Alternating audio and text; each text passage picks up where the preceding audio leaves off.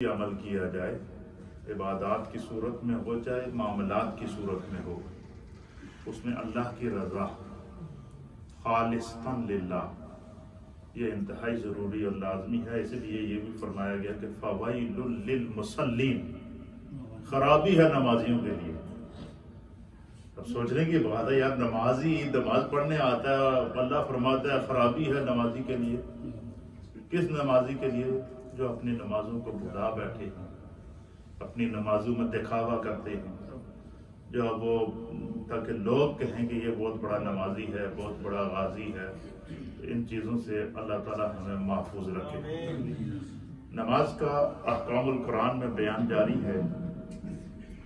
ہم اپنی نمازوں کو دکھاوے سے کیسے پاک کر سکتے ہیں، ہم اپنی نمازوں میں خشوع کیسے لا سکتے ہیں، اس کے لیے انتہائی لازمی اور ضروری ہے۔ اس حوالے سے قرآن کریم کی ایک آیت، 2 حدیثیں اور اس کے علاوہ کل ہم نے سیکھا تھا نماز کے واجبات اور مفسدات، اور آج ہم سیکھیں گے نماز کی سنتیں اور نماز کے مکروہات اور نماز کے مستحبات۔ یہ وہ چیزیں ہیں جو روزمرہ ہمیں 5 وقت کی نماز میں ان کا جاننا ضروری ہے، تاکہ ہم جو بھی رکن ادا کر رہے ہوں تو ہمارے علم میں ہو کہ یہ جو رکن میں ادا کر رہا ہوں اس کی شرعیت میں حیثیت کیا ہے۔ تو کوئی بھی چیز جو جان کر علم حاصل کر کے کی جائے تو وہ اس عمل کا ثواب دگنا ہوتا ہے۔ کیا ہوتا ہے؟ دگنا ہوتا ہے۔ اور جان بوجھ کر اس لیے فرمایا کہ اگر کسی سے سستی کی وجہ سے نماز رہ گئی تو گناہ گار ہے۔ کیا ہو گئی؟ سستی کی وجہ سے یا کسی سفر میں یا کسی ایسی مجبوری میں وہ پھنس گیا کہ اس کی نماز رہ گئی تو وہ کیا ہے؟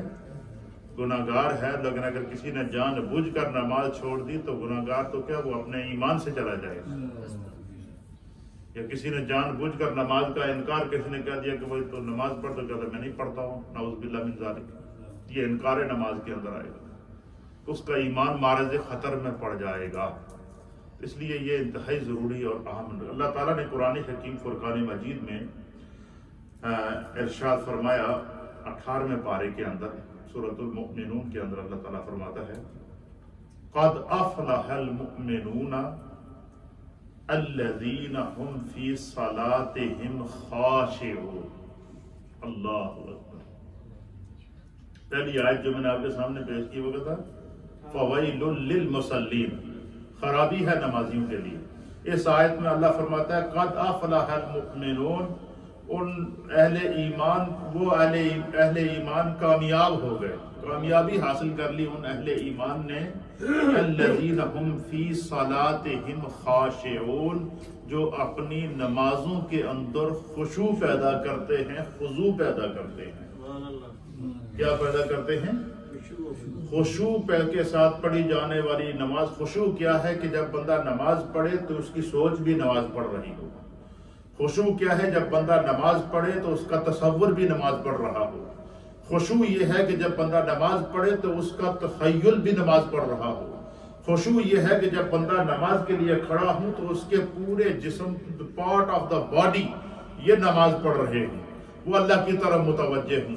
تصور، تخیل، سوچ، فکر، ہر چیز کو اپنے رب کی یاد کے اندر گم کر کے جب بندہ اس کی بارگاہ میں کھڑا ہوتا ہے، اللہ فرماتا ہے کہ یہ وہ شخص ہے کہ جو جس نماز نے اس کو کامیاب کر دیا، اس کی نماز نے اس کو کامیابی کے منصب پر پہنچا دیا۔ اور وہ کامیابی کیا ہے؟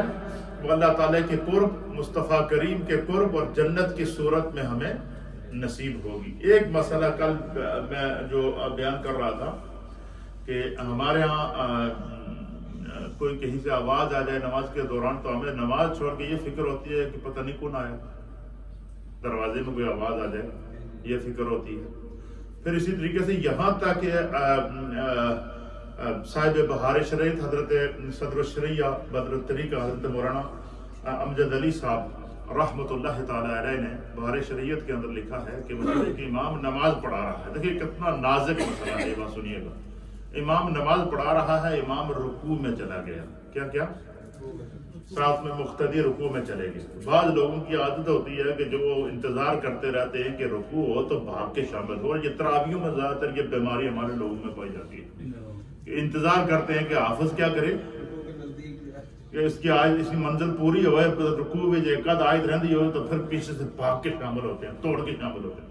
پہلی بات ہے کہ دوڑ کر نماز میں شامل ہونا یہ مکروہ لکھا ہوا ہے، اس لیے ایک بات۔ دوسرا یہ کہ مثلا امام نماز پڑھا رہا ہے، رکوع میں گیا، پیچھے سے کچھ نمازیوں کے آنے کی کیا ہوئی آواز ہے، اگر امام کے دل کے اندر صرف اتنا خیال آ جائے کہ میں ایک یا دو تسبیح لمبی کر دوں تاکہ اس کو رکوع مل جائے، کیا صرف اتنا خیال آ جائے کہ میں ایک یا دو تسبیح لمبی کر دوں تو تاکہ یہ جو آنے والے کو رکوع مل جائے، اور ہمارے ہاں کئی لوگ سوچتے ہوتے ہیں کہ یار امام جلدی رکوع میں اٹھ کے تھوڑا جہا اور کرتا ہے، میرا صحیح رکوع مل جانا چاہیے۔ یہ ہوتا ہے یا نہیں ہوتا ہے؟ یہ سوچ ہے ہم لوگوں کی، ایک تو لیٹ آئیں گے، دوسرا کیا مورد الزام کس کو ٹھہرائیں گے؟ امام کو۔ اب یہ مسئلہ کتنا نازک ہے یہ دیکھیے گا۔ اچھا کئی لوگوں کی یہ بھی عادت، ساری زندگی ہو گئی نا یہ نمازیں پڑھاتے ہوئے، کئی لوگوں کی عادت ہے کہ جب امام رکوع میں جائیں تو پیچھے سے بولتے بولتے آتے ہیں تاکہ پتہ چلے جی نمازی آ رہے ہیں۔ یہ عادت ہے ہم لوگوں کے لیے، یہ نماز کے کو ڈسٹرب کرنے کا ایک شیطانی حربہ ہے۔ صاحب بہار شریعت حضرت مولانا امجد علی صاحب رحمۃ اللہ علیہ نے لکھا ہے کہ اگر امام رکوع میں ہے اور پیچھے سے کچھ مقتدیوں کی آنے کی آہٹ کی آواز آ گئی اور وہ مصحف میں پہنچ بھی چکے ہیں اور امام کے ذہن میں صرف یہ سوچ آئی، اتنی خالی سوچ، ابھی عمل نہیں کیا، صرف سوچ آئی کہ میں ایک یا دو تسبیح لمبی کر دوں تاکہ ان کو رکوع ملے۔ حضرت مولانا امجد علی صاحب رحمۃ اللہ علیہ لکھتے ہیں کہ اعلیٰ حضرت امام اہل سنت نے لکھا ہے کہ اس امام نے شرک خفی کیا ہے، اس امام کا ایمان معرض خطر کے اندر پڑ جائے گا۔ اب آپ اندازہ لگائیں کہ کتنا نازک مسئلہ ہے۔ اگر امام کے لیے یہ کرائیٹیریا ہے اور مقتدی جناب علی وہ اس کو یہ پریشانی ہو گئی، پہلے چکو تو صحیح پچھو آیا کیڑا ہے، آواز آئی میں پہچانا تو صحیح کون آیا ہے، دروازہ کھلا ہے پہلے یہ تک کرنا آنکھاں پھیر کے کہ آیا کیڑا ہے تو پھر نماز مکمل کروں۔ نماز بھی گئی، عمل بھی گیا، محنت بھی گئی۔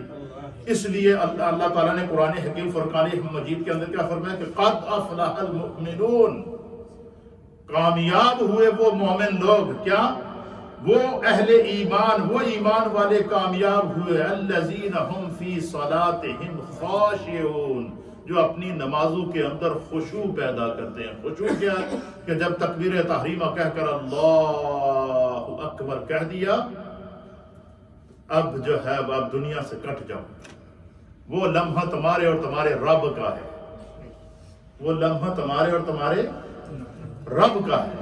اس لمحے میں پھر اپنی سوچ کو بھی اس طرف سے نہ ہٹاؤ۔ فرمایا اگر یہ حضوری کسی کو مل جائے تو اس کا سجدہ، اس کا قیام، اس کا رکوع، اور ان کے بارے میں پھر اللہ قرآن کے اندر فرماتا ہے کہ والذین یبیتون لربہم سجدا وقیاما، کہ وہ لوگ جو اپنی راتیں سجدوں اور قیاموں کے اندر گزار دیتے ہیں اور پھر بعد میں اللہ سے شکوہ کرتے ہیں کہ اللہ تیری اتنی لمبی رات تو نے بنائی تھی، تیری رات ختم ہو جائے، میرا رکوع ہی ختم نہیں ہوا، تیری رات ختم ہو گئی ابھی تیرا سجدہ، میرا سجدہ ختم نہیں ہوا۔ اور اس آیت کی تفسیر کے اندر مفسرین نے لکھا ہے کہ یہ سیدہ کائنات سیدہ طیبہ طاہرہ، ہماری مائیں بہنیں جو اس وقت مجھے سن رہی ہیں وہ سنیں، یہ آیت سیدہ کائنات کی شان میں اتری ہے۔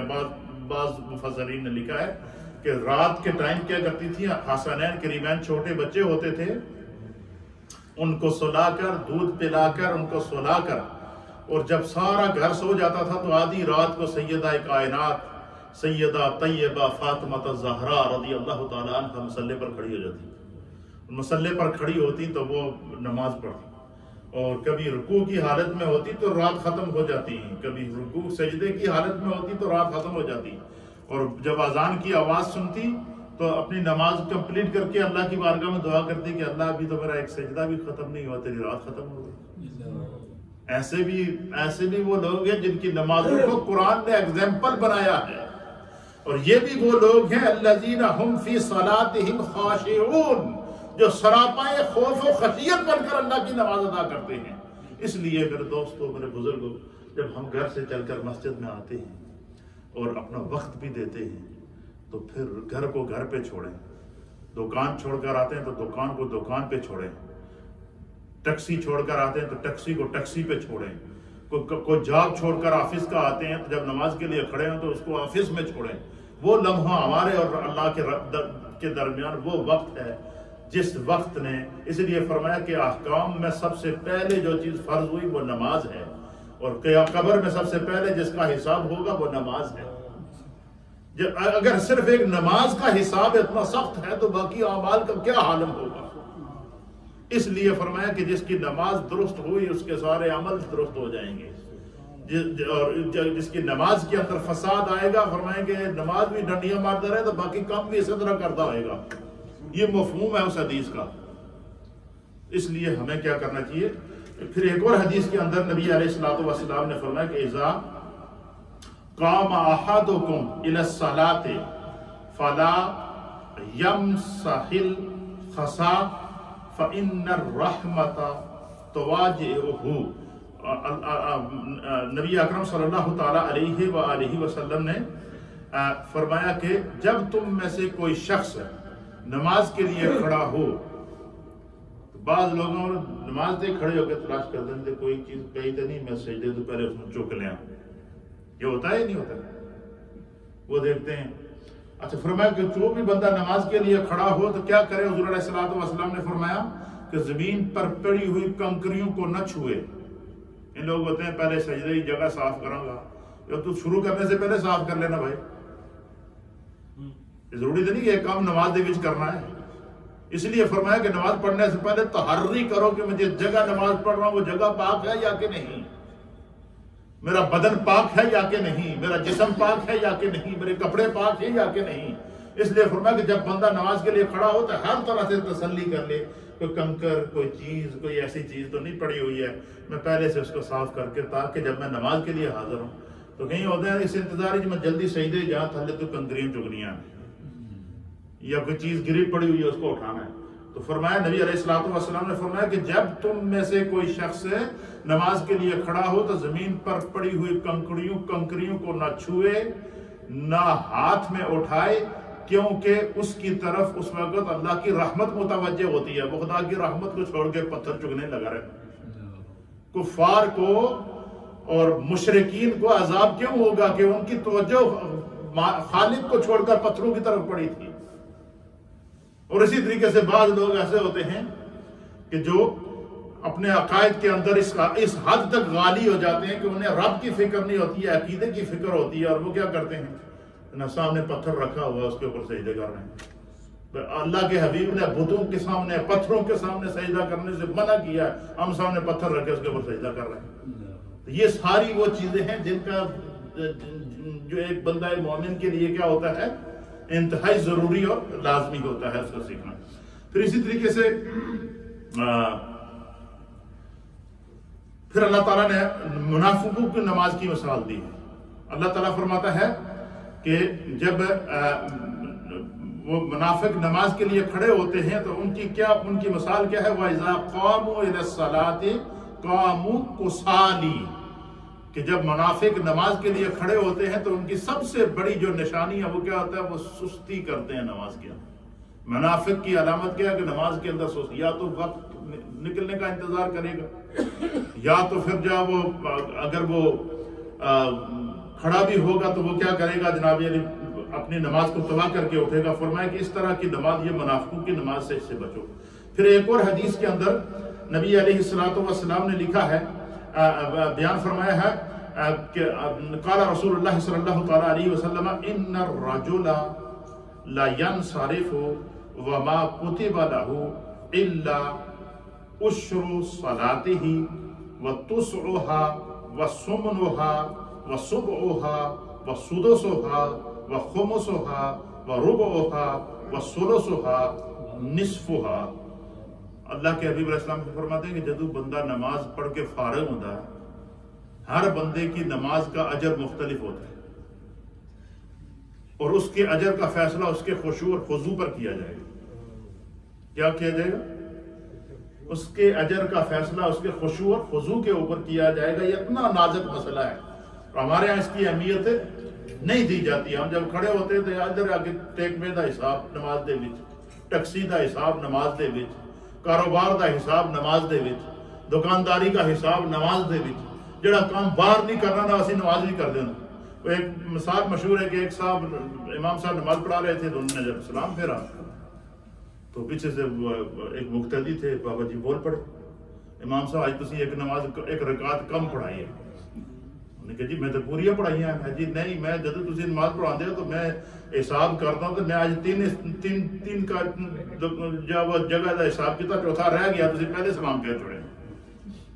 تو اس طرح کی نمازیں ہمیں فائدہ نہیں دیں گی، اس لیے فرمایا کہ فوائل للمصلین الذین هم من صلاتهم ساہون الذین هم یراؤون ویمنعون الماعون، جو اپنی نماز کے اندر دکھاوا کرتے ہیں، فرمایا کہ ان کی نماز قیامت کے دن واپس لوٹا دی جائے گی ان کو، اللہ کو ان کی نماز قبول ہے۔ اور نماز کا اجر کتنا ہے؟ اللہ اکبر۔ کہ جو بندہ اس کیفیت میں پڑ جائے، فرمایا کہ اگر اس کے ذہن میں کوئی دنیاوی اعتبار سے خیال آ بھی جائے گا تو ان الصلاۃ تنہا عن الفحشاء والمنکر، اللہ تعالیٰ اپنی رحمت سے اس کی توجہ پھیر دے گا کہ بندہ میرا جا کدھر رہا، میری خاطر نماز پڑھنے والا کس حساب وچ پہ گیا، میری خاطر نماز پڑھنے والا، میری خاطر سجدہ دینے والا کس چکر میں لگ گیا ہے۔ فرمایا اللہ کی طرف سے حکم ہوتا ہے کہ اس کی توجہ کو پھیر دو، پھر وہ واپس گناہ کے راستے ہٹ جاتا ہے، پھر نیکی کے راستے پہ آ جاتا ہے۔ اس لیے نماز کے اندر ان چیزوں کا خشوع اور خضوع کا خیال رکھنا انتہائی ضروری اور لازمی ہے۔ اب میں آپ کو لیے چلتا ہوں تاکہ ہم اپنی نماز کا وہ باب مکمل کریں۔ یہ میں نے قرآن و حدیث سے ان تمام چیزوں کو اس لیے بیان فرما دیا کہ یہ جو ہم لوگ اکثر آپ کو نمازوں کے اندر تاکید کرتے رہتے ہیں، یہ اس طرح نہیں ہے، یہ کوئی نہ تو رسم ہے نہ کوئی رواج ہے، بلکہ یہ اس لیے تاکید کرتے ہیں کہ یہ ساری چیزیں قرآن میں بھی اللہ نے بیان فرمائی ہے، مصطفیٰ کریم نے جو وہ بیان فرمائی ہے۔ اور میرے آقا علیہ الصلوۃ والسلام کی نمازوں کا عالم کیا ہوتا تھا کہ اللہ نے وہی نازل کہا یا ایھا المزمل قم اللیل الا قلیلا، اے میرے معبود تیاری رات دن رات 24 آور اپنے رب کی بارگاہ میں قیام ہی کرتے رہتے ہو، نماز ہی پڑھتے رہتے ہو، آپ کے پاؤں مبارک سوج جاتے ہیں، کچھ تھوڑا سا آرام بھی کر لیا کرو۔ نماز تو یہ ہے کہ اللہ فرماتا ہے کہ اتنی آپ نے تکلیف اٹھا لی ہے کہ رب چاہتا ہے کہ آپ آرام کریں۔ اس طرح کی نمازیں یہ کامیابی کا ذریعہ ہیں، یہ تقوی پیدا کرتی ہیں، یہ نور پیدا کرتی ہیں، اور پھر ان کا اثر کیا ہوتا ہے؟ اللہ فرماتا ہے ان کی پیشانیوں سے سجدوں کے اثرات خدا ظاہر کرتا ہے، نور ظاہر کرتا ہے۔ اور میرے مصطفیٰ فرماتے ہیں پھر کیا ہوتا ہے؟ اذا رؤوا ذکر اللہ، جب اس نمازی کا تم چہرہ دیکھو گے تو دیکھنے والا پہلا اس کے ذہن میں سوچ یہ آئے گی تو اللہ کا خاص بندہ ہے، اس کو دیکھ کے خدا یاد آ رہا ہے۔ کیوں؟ اس لیے ہمیں اپنی نمازوں کی حفاظت کرنی چاہیے۔ تو ہم نے کل کیا پڑھا تھا؟ واجبات نماز اور مفسدات نماز۔ آج ہم پڑھیں گے نماز کے اندر کون سی چیزیں جو سنت ہیں، کیا ہیں، اور انشاءاللہ سنت کی اہمیت کے اوپر میں تو پہلے سے درس دے چکا ہوں آپ کو، اور یہ بات ذہن میں رہنی چاہیے کہ فرمایا کہ جڑا بندہ سنت دا چور ہوئے وہ فرض دا چوری بھی ملوث ہو جاتا ہے۔ جڑا فرض دا چور ہوئے وہ جب وہ اس کے اندر سے خدا اخلاص ختم کر دیتا ہے۔ تو اس لیے فرمایا کہ یہ جو سنت کا پابند ہوگا، فرمایا اس کے فرض کے اندر خشوع آئے گا، اور جو فرض کا پابند ہوگا فرمایا اس کے اندر اللہ اخلاص پیدا کرے گا، اور پھر جو مخلصین ہیں مخلصین اللہ الدین، وہ ان کو خدا بندے قدوس نے دین کے اوپر بھروسہ کرنے والا بنایا۔ اللہ تعالیٰ ہمیں دین کو سمجھنے کی۔ تو نماز کے اندر جو چیزیں سنت ہیں اس کو ہمارے فقہا نے لکھی ہیں کہ تقریباً 14 چیزیں ہیں، اور بعض نے 14 سے بھی زائد لکھی ہیں کہ 14 چیزیں جو ہیں نماز کے دوران ہر نمازی کو ان کا خیال رکھنا چاہیے، ان میں سستی نہیں کرنی چاہیے، وہ ادا کرنا سنت ہے نماز کے اندر۔ جس طرح کہ نماز کے 7 فرائض بیان کیے ہیں، اس سے پہلے نماز کے 7 شرائط بیان کیے ہیں، اس سے پہلے نماز کے واجبات تقریباً 14 کے قریب بیان کیے گئے ہیں، اس کے بعد نماز کے مفسدات بیان کیے گئے ہیں، اور یہاں اب نماز کی سنتوں کا باب ہے۔ کہتے ہیں کہ تکبیر تحریمہ کہتے وقت دونوں ہاتھوں کا کانوں تک اٹھانا، ہاتھوں کا اٹھانا، نماز میں تکبیر تحریمہ کہنا یہ کیا ہے؟ فرض ہے، اور تکبیر تحریمہ کہتے ہوئے دونوں ہاتھوں کا کانوں تک اٹھانا یہ کیا ہے؟ نماز کے اندر سنت ہے۔ اور اسی طریقے سے مردوں کا ہاتھ ناف کے نیچے باندھنا. اچھا بڑی مزے کی بات. اور عورتوں کا ہاتھوں کا کیا ہے؟ سینے کے اوپر باندھنا. یہ طریقہ سنت ہے. یہ نبی پاک صلی اللہ تعالیٰ علیہ وسلم نے ام المومنین سیدہ عائشہ صدیقہ رضی اللہ تعالیٰ عنہ کو باقاعدہ نماز میں کھڑا کر کے ان کا طریقہ ان کو بتایا کہ عورت نماز میں بیٹھے کس طرح, عورت نماز میں ہاتھ کہاں باندھے, مرد نماز میں ہاتھ کہاں باندھے. اچھا اب ناف کے نیچے ہاتھ باندھنا یہ کیا ہے؟ یہ پیارے آقا علیہ الصلوۃ والسلام کی سنت ہے. بعض لوگ اللہ اکبر کہہ کے اس طرح عورتوں کی طرح ہاتھ سینے پر رکھ کے اور ٹانگیں پھیلا دیتے ہیں, تو یہ طریقہ کار نماز کے منافی ہے. ان ایسی جگہوں سے, ایسی حرکات سے اپنے آپ کو کیا کرنا چاہیے؟ بچانا چاہیے. اچھا اب بالکل آسان ہے ناف کے نیچے ہاتھ باندھنا, کوئی اس میں مشقت بھی نہیں ہے. اس کا طریقہ کار میں آپ کو بتاتا ہوں. آپ یہ دیکھیں, یہ ہم نے تکبیر تحریمہ کہی ہے. دیکھیں یہ اللہ اکبر اس طرح, یہ کرنے کے بعد پھر کیا کیا؟ ہاتھ کو اس طرح باندھے. یہ ہاتھ کی چھوٹی انگلی اور یہ انگوٹھا اس کے ساتھ کیا بنائے؟ گرپ بنائے. گرپ بنانے کے بعد یہ جو 3 انگلیاں یہاں پہ رکھے, یہ رکھنے کے بعد یہ ہاتھ باندھ دیا آپ نے. اب ہاتھوں کو چھوڑ دیں. آپ ہاتھوں کو چھوڑ دیں. کوئی ضرورت نہیں کہ کھینچ کے نیچے لے جاؤ. جی میں ناف کے نیچے رکھنے کا حکم ہے, پتہ چلا کمر اوپر جھکی ہے تھلے کے, جی ناف کے نیچے تلاش کر رہے ہیں, ہاتھ رکھ رہے ہیں. جی نہیں, یہ نہیں کہ پکڑ کے اپنے آپ کو ادھر یہ یہاں پہ جناب سینے کے اوپر رکھ لو. نہیں, فرمایا کہ اس طرح ہاتھ باندھو, یہ گرپ کر کے اپنے ہاتھوں کو چھوڑ. لکھیں اللہ اکبر, یہ ہاتھ باندھے, یہ 3 انگلیاں اوپر, یہ چھوٹی انگلی کا انگوٹھے کا گرپ بنایا. یہ دیکھیے آپ ہاتھ کو چھوڑ دیں. یہ سیدھا ہاتھ جا کر ناف کے اوپر یا ناف کے نیچے ٹھہرے گا. تھوڑے ہاتھ لمبے آن تو ناف کے نیچے چلے جاتے, نہیں تو ناف کے اوپر ہاتھ آنے ہی آنے ہیں. یہ ہے طریقہ. اپنے آپ کو مشکل میں نہ ڈالو. یہ بالکل یہ امام اعظم ابو حنیفہ رضی اللہ تعالیٰ عنہ نے ہمیں یہ طریقہ نماز بتایا ہے کہ ہاتھ کو جب آپ نماز کے لیے ہاتھوں کو باندھیں گے اس طریقے سے. اور بعض لوگ ہوتے ہیں کہ وہ ہاتھ ادھر کر دیتے ہیں, اس طرح کر دیتے ہیں, کچھ جو ہے بالکل اس طرح کر کے جناب علی کھڑے ہوتے ہیں جیسے کسی کوئی بازو اتار کے لے جائے گا. تو یہ ساری چیزیں جو ہے نا, ان چیزوں سے یہ اپنے آپ کو مشکل کے اندر نہ ڈالا جائے, بلکہ ہاتھ آپ باندھ کے چھوڑ دیں گے, خود بخود ہاتھ اپنے مقام پر چلا جائے گا. جہاں اس نے رکنا ہے وہ وہاں پر رک جائے گا, وہی اس کی حد ہے. ناف کے نیچے ہاتھ باندھنا یہ کیا ہے؟ یہ سنت ہے نماز کے اندر. جو ہے وہ مردوں کا ناف کے نیچے, اور عورتوں کے لیے حکم ہے کہ وہ اللہ اکبر کیا کریں؟ یہ ہاتھوں کو اس طرح سینے کے اوپر رکھیں. یہ یہاں پہ ایک ہاتھ کو دوسرے ہاتھ کے اوپر رکھیں. ان کو گرپ بنانے کی بھی ضرورت ہے نہیں ہے. پھر اسی طریقے سے نماز کے اندر ثنا پڑھنا, سبحانک اللہم و بحمدک و تبارک اسمک و تعالی جدک و لا الہ غیرک. ثنا اس کو کہتے ہیں. ثنا نماز کے اندر پڑھنا یہ سنت ہے. کیا ہے؟ سنت ہے. اور ثنا کے بعد اعوذ باللہ من الشیطان الرجیم پڑھنا یہ سنت ہے. بسم اللہ الرحمن الرحیم پڑھنا یہ سنت ہے. پھر اس کے بعد رکوع اور سجدوں کو جاتے وقت ہر رکن سے دوسرے رکن میں منتقل ہوتے وقت اللہ اکبر کہنا. کیا؟ نماز میں ہر رکن سے دوسرے رکن میں منتقل ہوتے وقت زبان سے اللہ اکبر کہنا سنت ہے. اور بعض لوگوں نے اس کو واجب بھی کہا. یہاں تک اس حد تک ہمارے یہاں یہ جو لوگ زیادہ تر امام کے پیچھے نماز پڑھتے ہیں وہ اس چیز کو بھول جاتے ہیں. لہذا جب تکبیر کہی جائے تو خود رکوع میں جاتے ہوئے بھی اللہ اکبر کہو, رکوع سے اٹھتے ہوئے سمیع اللہ لمن حمیدہ کہو, پھر کھڑے ہو کر ربنا ولک الحمد کہو, پھر اسی طریقے سے اللہ اکبر کہتے ہوئے سجدے کے اندر جاؤ.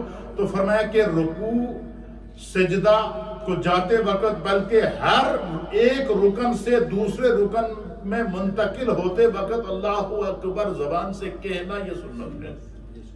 یہ کیا ہے؟ سنت ہے نماز کے اندر. پھر اسی طریقے سے رکوع سے اٹھتے وقت سمیع اللہ لمن حمیدہ کہنا یہ نماز کے اندر 7ویں سنت ہے.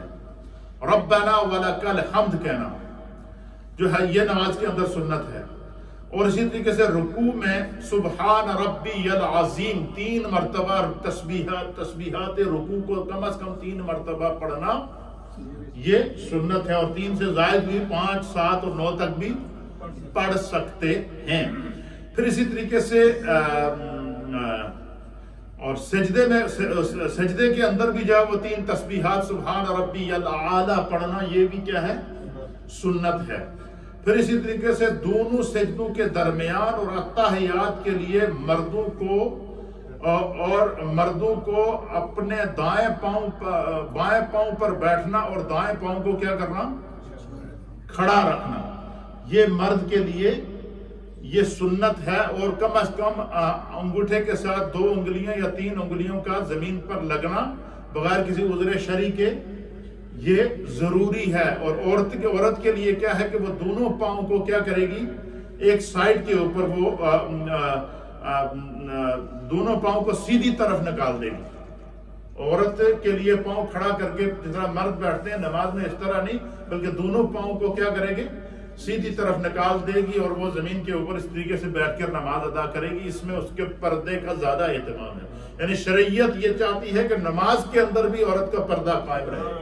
عورت کو جب میت فوت ہو جائے، غسل دیا جائے، غسل میں بھی اس کا پردہ قائم رہے۔ جب اس کو کفن پہنایا جائے تو مرد کو یہ حکم ہے 3 کپڑوں کا میں 3 چادروں میں اس کو کفن دو، لیکن عورت کے لیے حکم ہے کہ اس کو 5 چادروں میں کفن دو۔ اس حد تک اس شریعت عورت کے پردے کا اہتمام کر رہی ہے۔ اور وہ لوگ بالخصوص آپ نے دیکھا ہوگا پچھلے دنوں میں انڈیا کے اندر کے ایک مسلمان خاتون کا اس کے پردے کا کس طرح مذاق اڑایا گیا۔ تو اسلام کے اندر پردے کا یہ یہاں تک کا حکم دیا گیا ہے۔ اور اسی طریقے سے نماز کے اندر 11ویں سنت ہے کہ درود پاک پڑھنا، نماز اتحیات نماز کے اندر پڑھنا واجب ہے، اور درود پاک پڑھنا کیا ہے؟ یہ سنت ہے۔ اب دیکھیں اتحیات میں کیا ہوتا ہے، کمال کی بات ہے، اتحیات کے اندر نبی پر درود بھی بھیجا جاتا ہے اور سلام بھی بھیجا جاتا ہے۔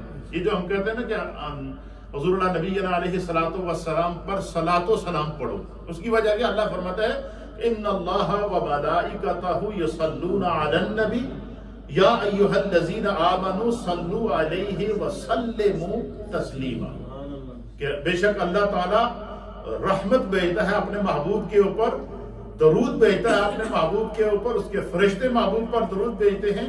اے ایمان والو تم بھی میرے محبوب پر کیا کرو؟ صلاۃ بھی بھیجو اور سلام بھی بھیجو۔ اتحیات کے اندر صلاۃ بھی پڑھا جاتا ہے، سلام بھی پڑھا جاتا ہے۔ السلام علیکہ یا ایھا النبی ورحمۃ اللہ وبرکاتہ۔ تو اسی طریقے سے اتحیات پڑھنا نماز کے اندر کیا ہے؟ واجب ہے، اور اتحیات کے بعد درود شریف پڑھنا اور درود ابراہیمی پڑھنا کیا؟ اور اگر کسی کو درود ابراہیمی یاد نہیں ہے تو وہ کوئی بھی جو بھی درود یاد ہے وہ پڑھ سکتا ہے۔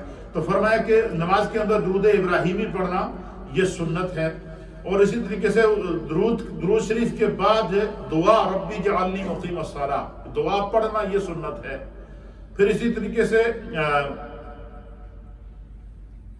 سلام پھیرتے وقت جب آپ دائیں طرف سلام پھیریں اور بائیں طرف سلام پھیریں تو یہ ذہن کے اندر نیت ہونی چاہیے کہ میری دائیں طرف بھی میرے دائیں طرف بھی اہل ایمان موجود ہیں اور فرشتے موجود ہیں، اور بائیں طرف بھی اہل ایمان موجود ہیں اور فرشتے موجود ہیں۔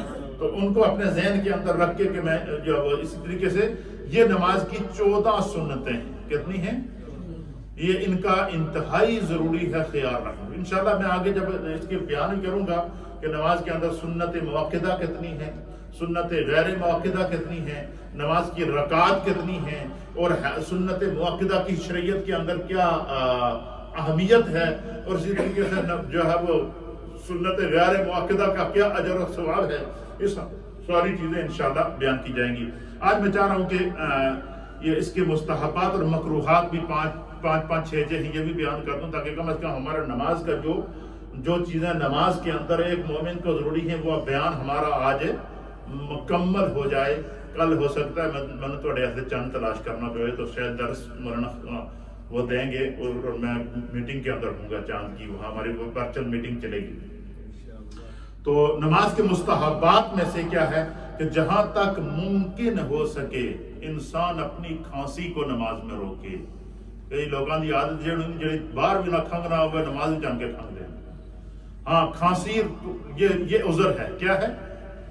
یہ عذر ہے، اگر نہیں رکتی ہے تو وہ کھانسی کرنے کی اجازت ہے، لیکن یہاں تک ممکن ہو سکے وہ اپنے آپ کو کیا کرے، روکے. کیونکہ اس کی وجہ کیا ہے؟ ہو سکتا ہے کھانسی کرتے ہوئے اندر سے خون باہر آ جائے. بعض لوگوں کو خشک کھانسی ہوتی ہے، بعض لوگوں کو بہت ہو سکتا ہے کہ کھانسی کی وجہ سے، تکلیف کی وجہ سے نماز کھانسی کرتے کرتے منہ سے آواز نکل آئے تو اس سے نماز فاسد ہو جائے گی. تو فرمایا جتنا ممکن ہو سکے کھانسی کو بندہ روکے، لیکن اگر کھانسی آ جاتی ہے تو اپنے آپ کو سار روکنے کی ضرورت نہیں. یہ شریعت نے اتنی بھی مشکل میں ہمیں نہیں ڈالا ہے. پھر اسی طریقے سے نماز کے اندر جمائی جب آئے، بعض لوگوں کی عادت ہوتی ہے کہ وہ جمائی جب آتی ہے تو پورا منہ کھول کے پھر جو ہے وہ جمائی کرتے ہیں. تو فرمایا کہ جمائی جب نماز کے اندر آئے تو کوشش کرے کہ منہ نہ کھولے.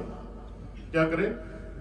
اور اگر مثلا ہوتا ہے جب زور آتا ہے جمائی کا تو منہ کھل جاتا ہے، تو منہ اگر کھل جائے تو فرمایا اس طرح الٹا ہاتھ کر کے یہ منہ کے آگے رکھ دے تاکہ اس سے کوئی دوسرا بندہ ڈسٹرب نہ ہو. اور اس دوران کسی قسم کی کوئی آواز نہیں نکالنی چاہیے، ورنہ اس سے نماز کیا ہو جائے گی؟ فاسد ہو جائے گی. تو یہ مستحبات میں سے ہے کہ اگر جمائی آئے تو کوشش کرے کہ وہ منہ نہ کھولے، اس کو اندر ہی ڈسٹروائے کر دے، اندر ہی اندر اس کو کیا کر دے؟ ختم کر دے. لیکن اگر ایسی صورتحال بن جاتی ہے تو منہ کے آگے کیا کرے؟ وہ ہاتھ رکھ لے. شریعت نے اس کی اجازت دی ہے.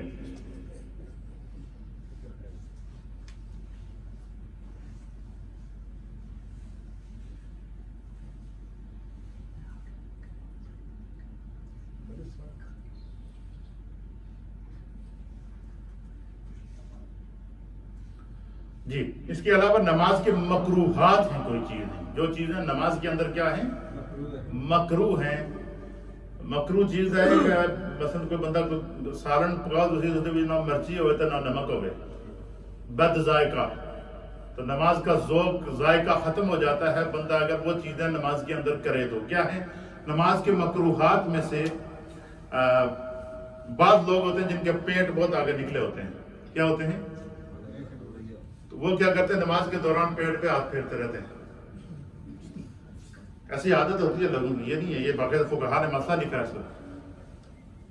تو فرمایا کہ نماز کے اوپر یہ پیٹ کے اوپر یا کوک کے اوپر اس طرح ہاتھ رکھنا یہ مکروہ ہے نماز کے اندر. بس ہاتھ رکھو، پیٹ اگر بڑا بھی ہے تو کوئی ضرورت نہیں، ہاتھ باندھ کے رکھو، جتنے ہاتھ چلا جائے گا یا تو بڑی کوک تے آئے گا یا تو نافتے آئے گا، دو ہی صورتیں ہیں. تو کوئی ضرورت نہیں کہ بندہ پیٹ دے رہا کھیلتا رہے. تو یہ مکروہ ہے نماز کے اندر. بس ہاتھ باندھ کے چھوڑ دو، جہاں ہاتھ جاتا ہے وہیں رکھو. پھر اسی طریقے سے نماز کے اندر کپڑا لپیٹنا. کچھ لوگوں کی عادت ہوتی وہ نماز کے اندر ہی شروع ہو جاتے، کپڑا سیدھا کر دیا، ادھر سیدھا کر دیا، بازو سیدھے کر دیتے، کہتے جناب شلوار اوپر کر دیتی. تو یہ ساری چیزیں نماز کے اندر کیا ہیں؟ نماز میں کھڑے ہونے سے پہلے بندہ اپنے لباس کے اوپر ہر چیز کے اوپر غور کر لے تاکہ اس کی ضرورت ہی نہ پڑے. بھائی ضروری ہے کہ نماز کے اندر جناب کدے تبی کنج رہا تھے، کدے کرتی کنج رہا تھے، کدے جناب بازاں اتنے کر رہا ہے، کدے کالر سیدھے کر رہا ہے. یہ عادت ہے ہم لوگوں کی، یہ نہیں کہ یہ اور یہ پائی جاتی ہے. آپ کی کمزوریاں ہیں، لوگوں کو مسئلے کا پتہ نہیں ہوتا. یہ نماز کے اندر کیا کرنا، ایسا کرنا مکروہ ہے. اور اگر کوئی بندہ کئی لوگوں کی عادت ہوتی ہے وہ دونوں ہاتھوں سے کبھی کالر سیدھا کرنا، یہ عملے کثیر میں آ جاتا ہے، اس سے نماز ضائع ہو جاتی ہے. اس کو عملے کثیر کہتے ہیں کہ بندہ نماز باہر سے دیکھنے والے بندے کو یہ پتہ چلے کہ نماز نہیں پڑھ رہا ہے یا اپنے کالر تک کپڑے سیدھے کر رہا ہے. اس کو عملے کثیر کہتے ہیں. کہ عملے کثیر یہ ہے کہ دیکھنے والے کو شک پڑ رہا ہے کہ ایویں کچھ کرتا ہے کہ نماز پڑھتا ہے. تو یہ مکروہ ہے نماز کے اندر. جسم یا کپڑے کے ساتھ کھیلنا یہ نماز کے اندر مکروہ ہے. کیا ہے؟ مکروہ ہے. پھر اسی طریقے کہتے ہیں کہ بعض لوگوں کی عادت ہوتی ہے کہ نماز کے اندر آ کے انگلیاں چٹکتے ہیں، اس طرح آواز نکالتے ہیں. ایسی ہے یا نہیں ہے؟ یہ عادت پائی جاتی ہے کہ لوگوں کو. اور کچھ لوگوں کی یہ عادت ہے کہ وہ اس طرح کرتے ہیں، گردن کڑا کے نکلیں، ادھر سے ادھر گردن کرتے ہیں، ادھر سے کڑا کے نکلیں. تو نماز کے اندر انگلیوں کو چٹکنا یا گردن کے اندر سے کڑا کے نکالنا، یہ دونوں صورت میں نماز مکروہ ہے. یہ مکروہات نماز کے اندر شامل کیا گیا ہے، اس لیے کہ یہ بندے کی توجہ کو کیا ہو جائے گی؟ خالق کی طرف سے توجہ بٹ کے اپنے جسم کی طرف آ جاتی ہے. یار کڑاکا ایک نکلا ہے، کڑی کی طرف پھر سجدہ کرنا، پھر رکوع کرنا. یہ ایسا ہوتا ہے یا نہیں ہوتا ہے؟ اچھا دیکھ کتنے باریک مسائل ہمارے فقہا نے لکھے ہیں، کس لیے لکھے ہیں؟ ہماری نماز درست ہو جائے۔ اللہ اکبر، سبحان اللہ۔ اللہ تعالیٰ ہمارے فقہا کی قبروں پر کروڑوں رحمتیں نازل، کوئی مسئلہ ایسا نہیں ہے جس پر حل نہ پیش کیا ہو۔ اس لیے فرمایا کہ افمن شرح صدرہ للاسلام، کہ جس کے سینے کو اللہ اسلام کے لیے کھول دے نا، اس میں نور آ جاتا ہے، علم کا نور آتا ہے، فراوانی آتی ہے۔ پھر کہتے ہیں کہ دائیں اور بائیں گردن کو مروڑنا، جیسے کہ میں نے ابھی آپ کو بتایا، یہ بھی کیا ہے؟ مکروہ ہے نماز کے اندر۔ نماز کے اندر انگڑائی لینا، بات کی سستی بھی ان کے بندہ نماز بھی کٹے، نماز میں انگڑائی لینا یہ نماز کے اندر مکروہ ہے۔ ہاں اگر کسی کو کوئی ہوتا ہے نماز کے اندر، کسی کو کوئی باکڑ وغیرہ پڑ گیا، پسلی پہ پسلی چڑھ گئی یا گھٹنے پہ گھٹنا چڑھ گیا، تو یہ ایک الگ مجبوری ہے، یہ ایک تکلیف کا عالم ہے، یہ ایک عذر شرعی آ جاتا ہے۔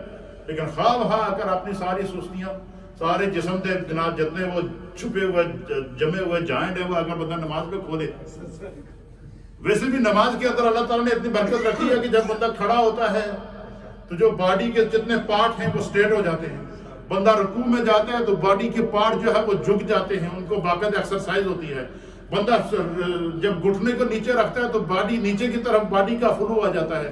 بندہ سجدے میں جاتا ہے تو پوری باڈی یعنی پاؤں سے لے کر بندے کے سر تک خون سرکولیٹ ہوتا ہے، اوپر کا خون نیچے جاتا ہے اور نیچے کا خون اوپر جاتا ہے۔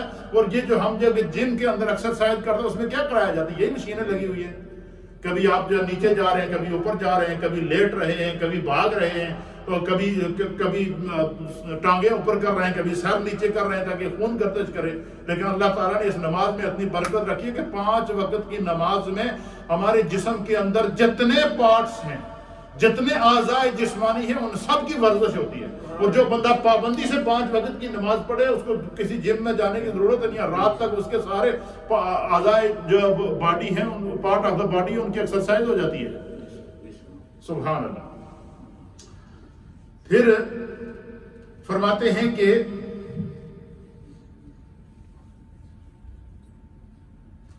بعض لوگوں کی عادت ہوتی ہے کہ مفرل گلے میں ڈالتے ہیں یا چادر ڈالتے ہیں، تو وہ کیا کرتے ہیں؟ اسی طرح آگے سے لٹکا دیتے ہیں۔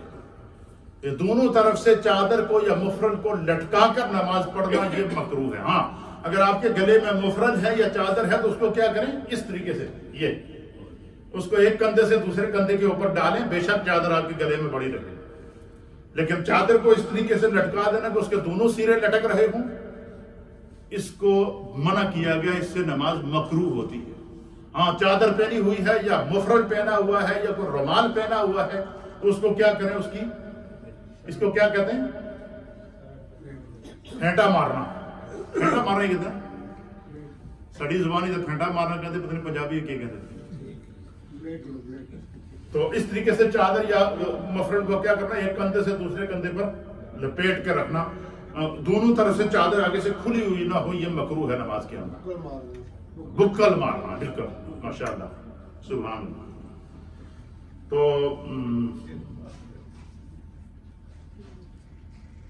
ہاں انہوں نے بھی بکل مارنا لکھا ہے، ماشاءاللہ۔ بغیر عذر کے 4 زانو آلتی پالتی مار کر بیٹھنا۔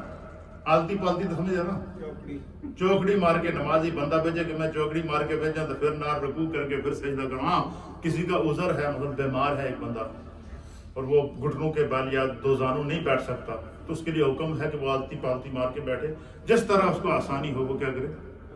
ادا کر لے نماز اور اس کے لیے۔ لیکن بغیر عذر کے نماز کے اندر جو بیٹھنے کا طریقہ کیا ہے کہ بائیں پاؤں کو بچھائے اور دائیں پاؤں کو کھڑا رکھے 2 زانو ہو کر جب وہ بیٹھے۔ اور اس طریقے سے کیا ہوتا ہے، جب بندہ 2 زانو ہو کے بیٹھتا ہے تو اس کے پاؤں کی انگلیاں، گھٹنے، یہ رانے، یہ پیٹ، یہ سینہ، یہ سر اور یہ سامنے کا باڈی کے جتنا ہے پورے کا پورا قبلہ رخ ہو جاتا ہے۔ پھر اسی طریقے سے جب بندہ سجدہ کرتا ہے، کیا کرتا ہے؟ سجدہ کرتا ہے تو جو انسان کی پیٹھ ہے، اب انسان کا فرنٹ تو ہوتا ہی قبلے کی طرف ہے نا، لیکن حالت سجدہ میں انسان کی جو پیٹھ ہے وہ بھی قبلے کی طرف آ جاتی ہے۔ اب آپ سجدہ کریں گے، جب جھکیں گے دیکھیں اس طریقے سے تو پیٹھ کو بھی قبلے کی طرف رخ کرنے کی اللہ کی طرف سے کیا سعادت مل جاتی ہے۔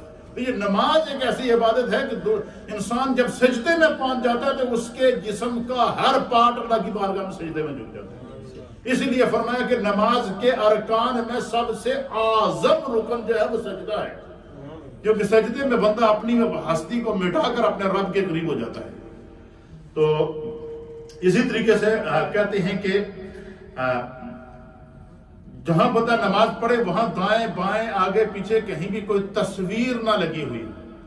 کیا آج کل یہ رواج ہے کہ ہماری مسجدوں میں تصویر والے فوٹو آگے لگا جاتے ہیں، پوسٹر لگا جاتے ہیں، اور ایک حدیث کے مطابق فرمایا جہاں پر جو قد آدم یا اس طرح کی بڑی تصویر لگی ہو وہاں رحمت کے فرشتے نہیں جاتے۔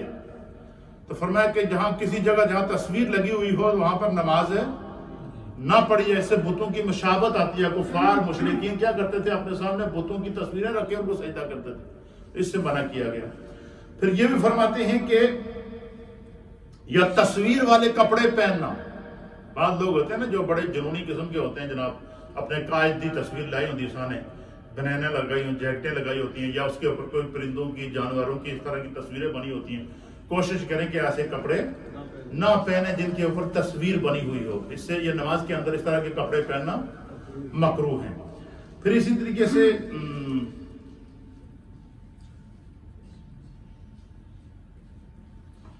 مثلا بندے کو پیشاب آیا ہوا ہے یا بھوک لگی ہوئی ہے اور بندہ سوچے یار یہ میں پیشاب سے کیا تو دوبارہ وضو کون کرے گا؟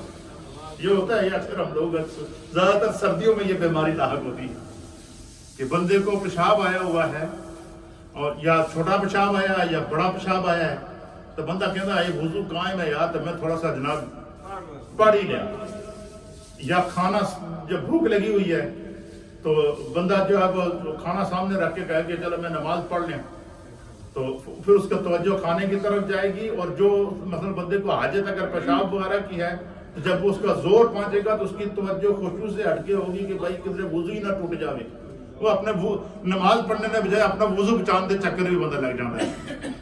یہ چیزیں نماز کے اندر مکروہ۔ فرمایا کہ اگر مثلا بندے کو پیشاب یا پاخانے کی حاجت ہے تو وہ تسلی سے جائے، پہلے پیشاب کرے، پاخانہ کرے، استنجا کرے، پھر وضو کرے، پھر کھڑا ہو تاکہ اس کی توجہ نہ بٹے۔ اچھا یہ ساری چیزیں کیوں بتا رہے ہیں؟ تاکہ ہماری نماز میں خشوع آ جائے، نماز میں خضوع آ جائے، نماز اللہ تعالیٰ کی طرف جو وہ بندہ متوجہ ہو جائے۔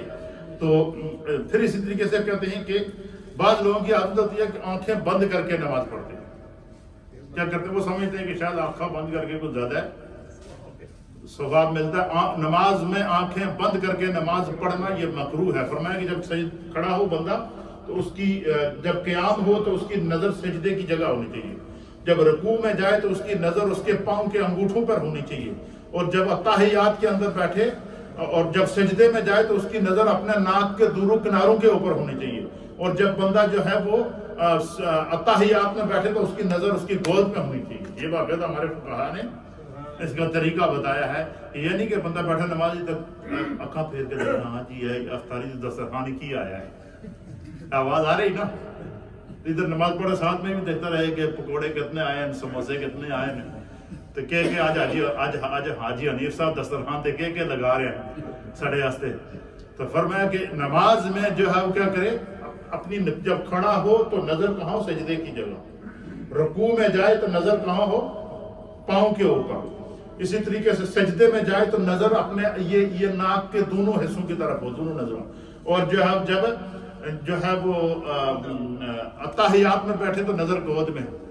یہ نماز کے چند مکروہات ہیں جو میں نے آپ کے سامنے پیش کر دیے۔ مستحبات نماز بھی پیش کر دیے، اور سنن نماز بھی پیش کر دیے، واجبات نماز بھی پیش کر دیے، مفسدات نماز بھی پیش کر دیے، فرائض نماز بھی پیش کر دیے، اور شرائط نماز بھی پیش کر دیے۔ ایک نمازی کے لیے ان تمام چیزوں کا ہونا ضروری ہے، پھر جا کر ہماری نماز مکمل ہوگی۔ اور الحمدللہ آج ہم نے نماز کا باب تقریباً مکمل کر دیا۔ اب اس کے بعد جو یہ تو وہ ہیں جو چیزیں ضروری ہیں، اس کے بعد جو آگے میرے دروس چلیں گے وہ کیا چلیں گے کہ نماز میں ہم جو 5 نمازوں میں کتنی سنتیں مؤکدہ ہیں، اور حضور نے ان کو مؤکدہ کیوں فرمایا ہے، کتنی سنتیں غیر مؤکدہ ہیں، ان کو پڑھنے کا کیا طریقہ ہے۔ انشاءاللہ ان کو احادیث کی روشنی کے اندر میں آگے پوری تفصیل سے، اچھا کس نماز کی کتنی رکعتیں ہیں، یہ حدیث کی روشنی میں آپ کی خدمت میں پیش کر دوں گا تاکہ ہماری نماز درست ہو جائے۔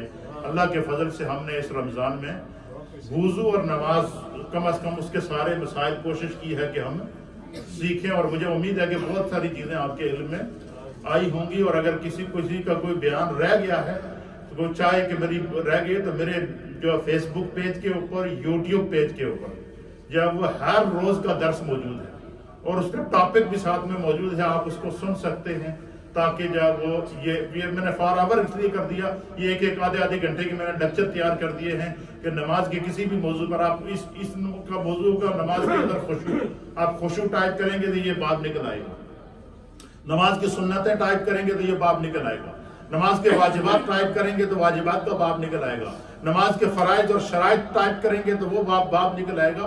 اس طریقے سے ہم نے پورا آپ کے اپنی نیو مدینہ مسجد کے اندر نماز کے بیان کو ہم نے جو ہے وہ اس کو ویڈیو کے ذریعے محفوظ بھی کر لیا، سوشل میڈیا کے اوپر اپلوڈ بھی کر دیا، اور آپ سب حضرات کو بتا بھی دیا، اور گھروں کے اوپر ہماری ماؤں بہنوں نے ریڈیو کے ذریعے بھی اس کو سنا ہے، اور جن کے کچھ دروس رہ گئے ہوں تو وہ بعد میں جا کر ہمارے اس پیج سے، یوٹیوب پیج سے آپ اس کو اپلوڈ کر سکتے ہیں۔ MNN چینل ہے ہمارا، MNN چینل، اس کو آپ جو ہے وہ اس کے اوپر جا کر آپ پورے مہینے کے جتنے دروس ہیں یہ سارے کے سارے درس موجود ہیں۔ اللہ آپ کو جزا دے۔